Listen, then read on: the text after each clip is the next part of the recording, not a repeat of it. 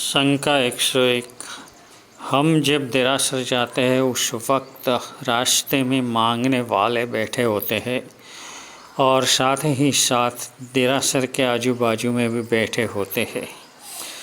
तो हमारे पास जो फल या निवेद है वो अगर हम उसको दे दें तो हमें क्या कोई दोष लगता है? हमने ऐसा 2-3 दफ़े किया है, तो क्या हमें कोई दोष लगता है, आलोचना आती है? एक बात। और दूसरी एक बात ये कि मांगने वाले कई तो ऐसे हैं कि जो जुआन है, काम करके भी वो पैसा कमा सकते हैं, फिर भी वहाँ बैठे हुए होते हैं, तो क्या हमें उसको देना चाहिए या नहीं देना चाहिए? समाधान 101। हम जब देरासर जाते हैं उस वक्त हमारे रास्ते में और देरासर के आजू बाजू में जो मांगने वाले बैठते होते हैं वो हमको तो मालूम है ही, इसलिए हमें जो देरासर में चढ़ाने के लिए फल और नैवेद्य रखे हैं वो उसमें से उसको बिल्कुल भी मत देना। तुम्हें अलग से ऐसी कोई चीज़ लेकर के जानी है और वो चीज़ तुम उसको दे सकते हो, मगर देरासर चढ़ाने के नाम से नक्की किए हुए फल नैवेद्य हम देते हैं तो वो हम कल्पित देव द्रव्य है और वो कल्पित देव द्रव्य हम उसको देते हैं, इसलिए देव द्रव्य भक्षण कराने का दोष हमें लगता है और ये दोष की आलोचना भी हमें लेनी चाहिए।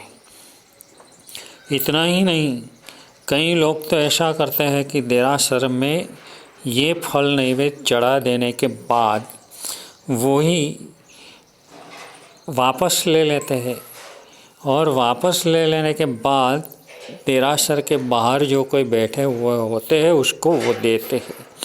तो ऐसा भी हम नहीं कर सकते क्योंकि ये देव द्रव्य है।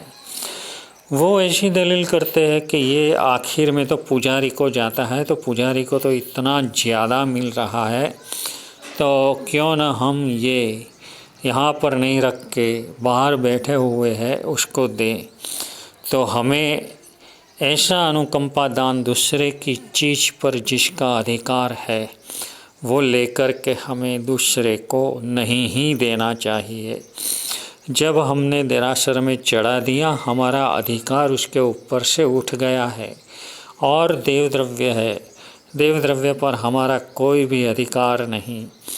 और हाँ, तुम ऐसा करने वाले हो कि जितनी कीमत का वो फल और नैवेद्य है वो चढ़ा दिया था और बाद में बाहर बैठे हुए जो लोग हैं उसको तुम ये फल और नैवेद्य देते हो और उतने ही पैसे अगर तुम भंडार में भरते हो तो तुम ये दे सकते हो, क्योंकि देव द्रव्य है और देव द्रव्य की उपज इस तरह से करने की शास्त्रों में बताई है कि जितना भी फल नैवेद्य चावल वगैरह आते हैं उसको बेचकर उसका जो पैसा आता है वो देव द्रव्य में जमा कराने का, मगर बिना एक भी पैसा हमें भरे और बिना किसी से एक भी पैसा लिए हम देरासर में चढ़ाई हुई चीज़ किसी को भी नहीं ही दे सकते। हमारा इसके ऊपर कोई भी अधिकार नहीं। घर से जब नक्की करके निकले हैं कि देरासर में हम चढ़ाएंगे तो उस वक्त भी ये देव का ही हो गया है, हमारा अधिकार उसके ऊपर नहीं रहा है। इसलिए चढ़ाने से पहले और चढ़ाने के बाद ये चीज़ हम किसी को भी नहीं ही दे सकते बिना पैसों के। और एक बात कि जो मांगने वाले हैं वो युवान भी कई लोग होते हैं, तो उसको देने से वो आलसी हो जाएंगे, ऐसा सोच हमें रखने की कोई भी ज़रूरत नहीं है, क्योंकि हमें अनुकंपा दान देना है। हमारे हृदय में कोमलता खड़ी रखनी है और कोमलता खड़ी रखने के लिए हमें इनको वो जवान है, बच्चा है या वृद्ध है, वो कुछ भी देखने का नहीं है। हमें तो सिर्फ देना है, और वो अनुकंपा दान से देना, अनुकंपा दान है इसलिए देना है। और देते वक्त भी हम ये भावना भा सकते हैं कि हमारे ये अनुकंपा दान से ये लोग जैन धर्म को प्राप्त करने वाले बने। मगर हम ऐसा नहीं सोच सकते कि जो कमा सकते हैं वो लोग यहाँ क्यों मांगने के लिए बैठे हैं।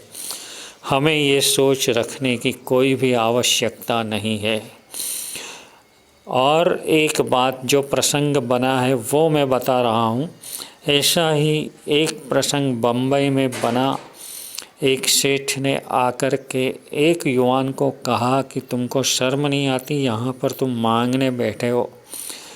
तो वो जो मांगने वाला था उसने कहा कि मैं तो बहुत ज़्यादा पढ़ा हुआ हूँ, कॉलेज में पढ़ा हूँ, कई जगह पर नौकरी ढूंढी मगर नौकरी नहीं मिली, आखिर में मुझे यहाँ पर बैठना पड़ा है। अगर आप मुझे नौकरी देने की कृपा करें तो मैं आपके यहाँ आकर के मैं नौकरी करूँगा। तो उसने सोचा कि ये मांगता है और अब मेरे गले पे पड़ता है, इसलिए उसने उसको मना कर दिया। अगर तुम उसको ये कहना चाहते हो तो, और तुम्हारे यहाँ उसको नौकरी दे सकते हो तुम्हारी फैक्ट्री में, पेड़ी में, और तुम्हें अच्छा लगता है तो तुम उसको दो, इससे कोई तकलीफ़ नहीं है। मगर ऐसा मन में कभी भी मत सोचना कि ये कमा सकते हैं फिर भी क्यों यहाँ बैठे हैं। हमारे हृदय के भाव कोमल रखने के लिए भी हमें देना है।